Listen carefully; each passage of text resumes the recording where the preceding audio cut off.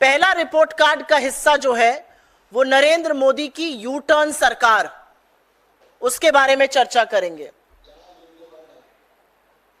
U turn सरकार पिछले 100 दिन से चल रही है और यू टर्न करने को मजबूर इस देश के लोकतंत्र ने किया है, इस देश के विपक्ष ने किया है, इस देश के लोगों ने किया है।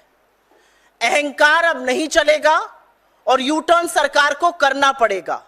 अगर आपका कोई गलत नतीजा देश के लोगों को कुप्रभावित करता है तो वो कानून नहीं बनेगा और आपको लगातार उस पर यू टर्न कराकर ही हम दम लेंगे। लैटरल एंट्री, जिसमें कि आरक्षण को ताक पर रखा गया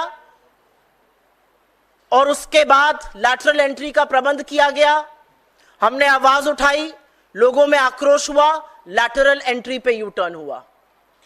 कहते थे ब्रॉडकास्ट बिल लाएंगे, जो स्वतंत्र पत्रकार हैं, जो कठिन सवाल कुछ पूछते हैं, जो आईना दिखाते हैं, उनका मुंह बंद करने की, उनकी आवाज को दबाने की कोशिश होगी।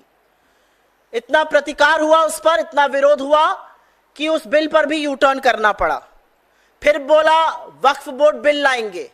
यह कुछ नहीं था, यह सिर्फ पोलराइजेशन का, तुष्टीकरण का एक माध्यम था और असलियत यह है कि समूचे विपक्ष ने खड़े होकर इस देश के लोगों ने आपको मजबूर किया, आपको उसको जेपीसी भेजना पड़ा। यह पहला कानून है जो 2019 के बाद आपने जेपीसी भेजा।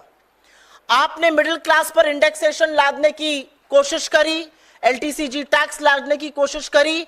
मिडिल क्लास का आक्रोश देखकर, विपक्ष की पहल देखकर आपको इंडेक्सेशन वापस लेना पड़ा। आप बड़ी बड़ी बातें करते थे, एनपीएस बहुत अच्छा है, ओपीएस खराब है, एनपीएस से बड़ा कुछ है ही नहीं, और एनपीएस को भी वापस लेकर आपको एक यूपीएस लाना पड़ा। तो मैं क्यों ना कहूं कि 100 दिन जो है वो लगातार यू टर्न का प्रतीक है।